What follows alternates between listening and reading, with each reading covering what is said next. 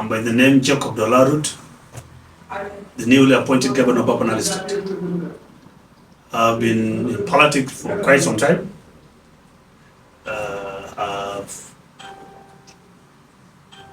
I've been a member of the parliament in the state. Then from being a member of the parliament, I don't want to talk about the past when the 32 state, because I've been one of the politicians in the 32 state, and I've been in the civil servant. I will talk of the area where, of me becoming a governor of Upper Nile. When the 32 state was dissolved, then people went back to 21 state, to 10 state. Then the year 2021. That was the time that in the Constituent Parliament I was being appointed as a member of the Parliament in the state, representing Nile. You are now been appointed as the governor of Upper Nile State. You know very well that Upper Nile is a hotspot area currently. How will you start to change the dynamic of the current situation? Well, that is a good question. Of course, I've been in the state for all these years, and I grew up in Upper Nile State. This is my hometown. Despite the challenges that we are in, so I'm well aware of the challenges that we are facing in the state government. So therefore, it will not be difficult for me to know where to start, because I've been a part of the partial of the system of Upper Nile before I become a governor. I've been a speaker. I'm best aware of the situation at the ground. I don't see anything that will be difficult. Yeah, because we are currently talking about the security.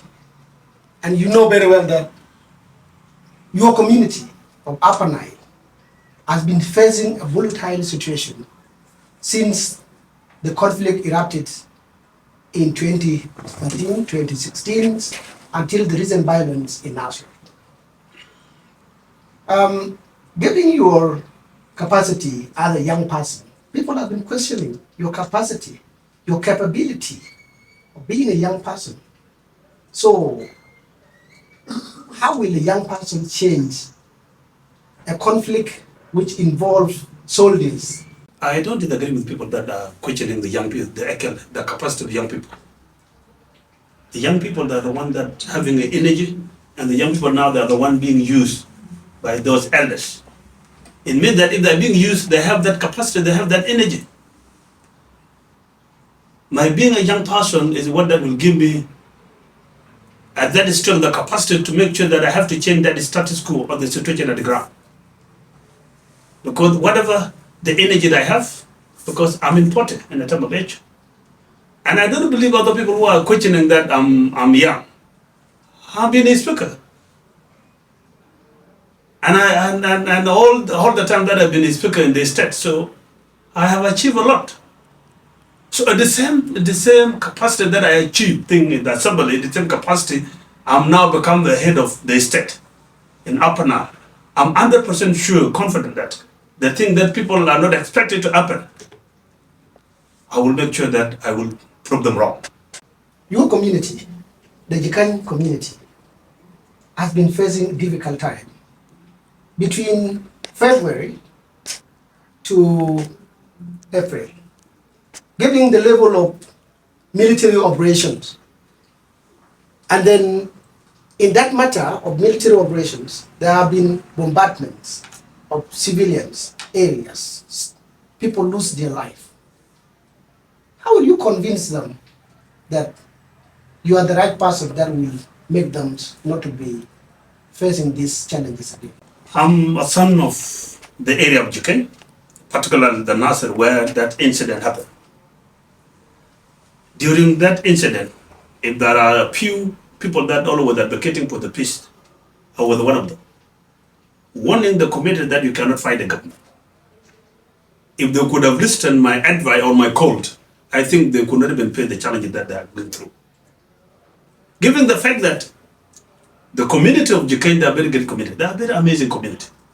But what I'm seeing, there is the leadership gaps within the Jikany area, especially the son who are leaders now at the current moment. So they fail to take the role and responsibility as the leader of that area.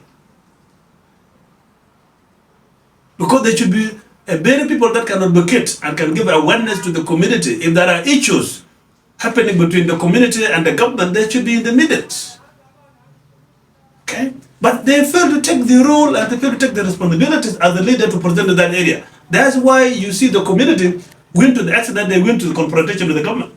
They were calling for unified forces, but the unified forces were not for buy. You cannot look. It's not only that actually they were calling for demanding for the unified forces. In December, I went to Nasser. I interacted with the community, especially the white army leaders and the aid chiefs, plus the others stakeholders of the community. We met them. I myself, I went. I celebrated the Christmas in Nasser and I celebrated the New Year in Wulang. When I was the speaker. I went together with the deputy governor. We took that upon responsibility to go there to celebrate the Christmas with them. Despite the fact that people were giving the wrong advice that when you go there you'll be killed. But as the son of the area that has been given a responsibility, then we decided to go because they're our community. So when we went there, the demand was very simple. They're saying this army, they've been here for quite some time, 10 years. They entrusted that the trust they have lost between the community, between the white army and the army. So at least let them bring the new faces. So they will start it from zero. Because they've been wrong one another. And they know themselves for a good 10 years. That was the demand. Even the army also, they were saying, if that is the case, if we are the problem, but so we are not brought here purposely to fight the government, to fight the community. We are brought here purposely to protect the community. That is our mandate. So if that is the case, let the new forces come and we go. That was the demand. But because of the influence from some actually the actors, influence from some actors within the area, especially the opposition, which is the IO, because that area has been under the control of IO. Even the community, they are being brainwashed to the extent that they don't even know there's a government. For all these years, 10 years. So, and that influence is the one that led this crisis that erupted. Because they're being influenced by some politicians, by some leaders. Because some leaders, they want to use the community as a tool to achieve their political objectives. By making them irrelevant. While these people, they are civilians, but they're being harmed. They are being used by opposition, by Wyoming to fight the government, so that they would have been irrelevant. But you are accusing the SPLM-IO. They are not here, and they also accusing the government. They are accusing your military, the SSPDF, of using force against civilians.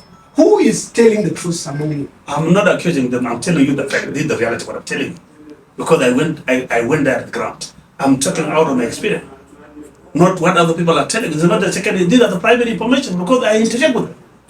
I'm not accusing them.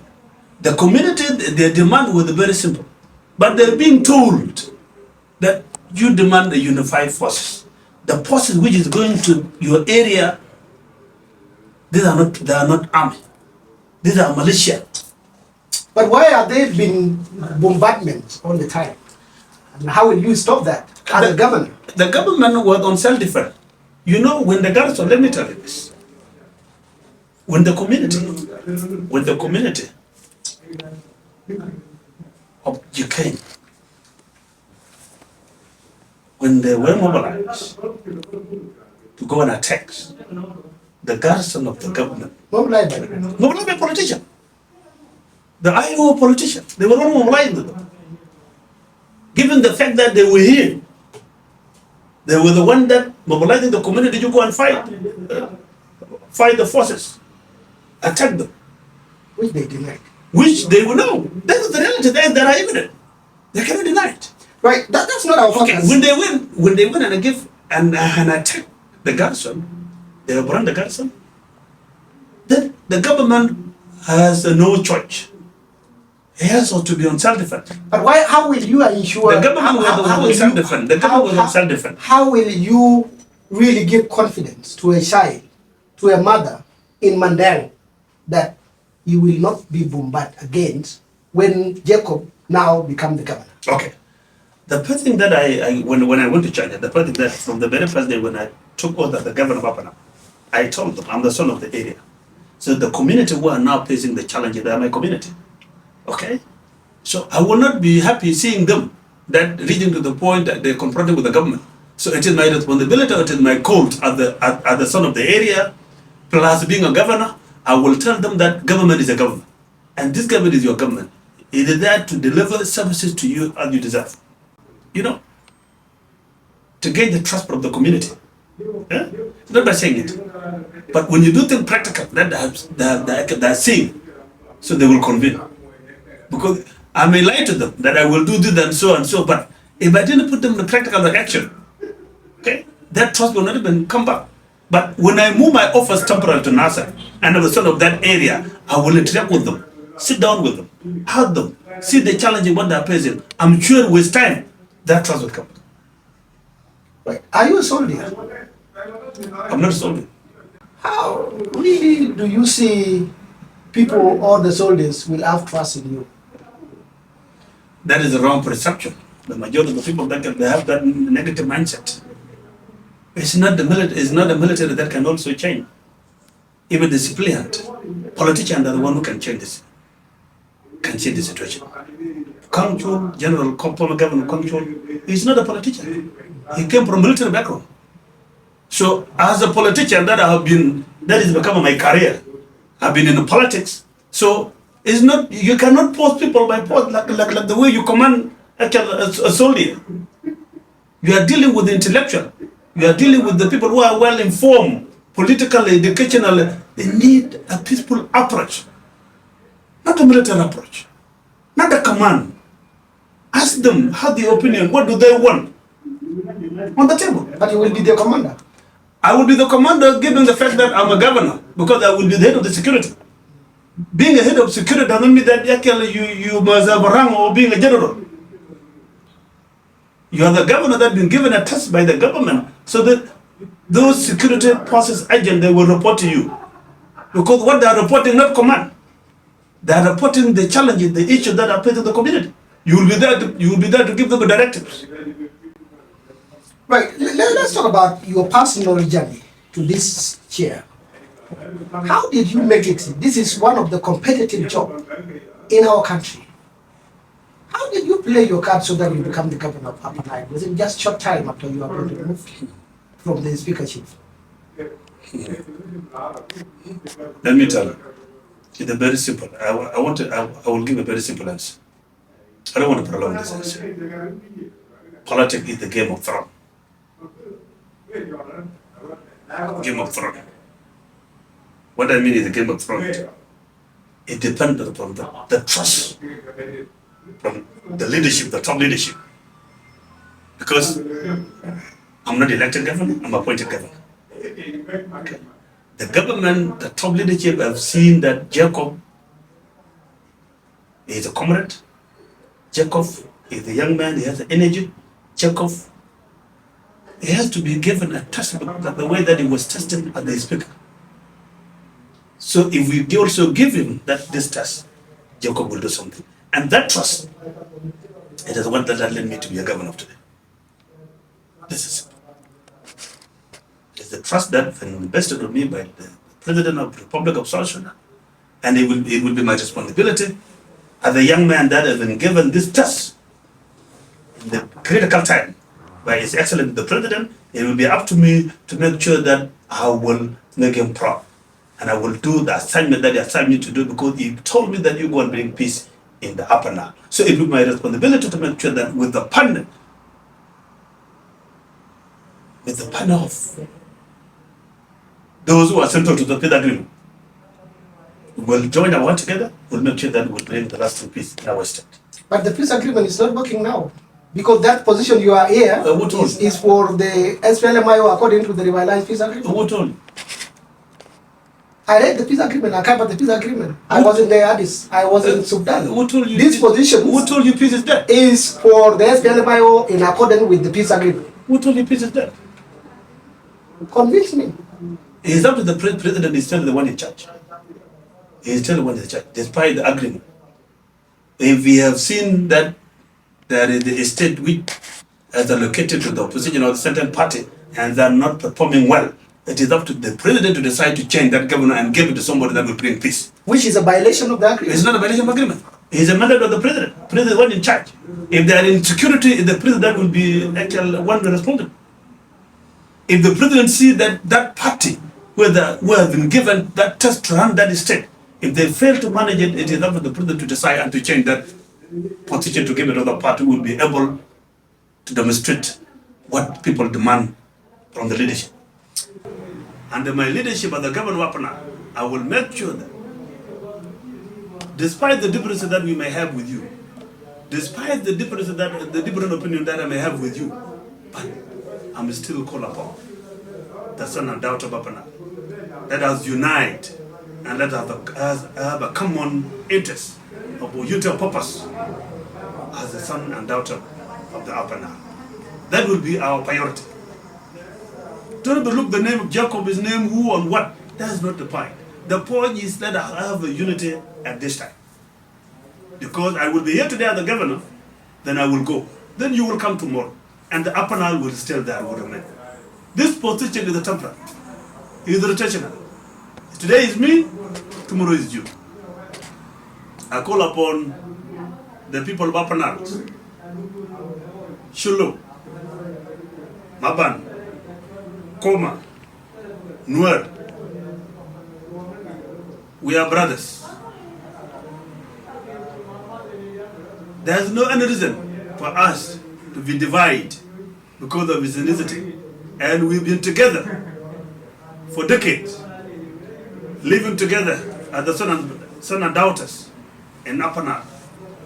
Whatever reason happened, let us forgive one another. And let us unite as the people of Upper Nile. That is the only hope. A unity, love, and reconciliation, that will be the only way to witness the everlasting peace in our state. Otherwise, if we accept it to be used by other actors, then we will have no state.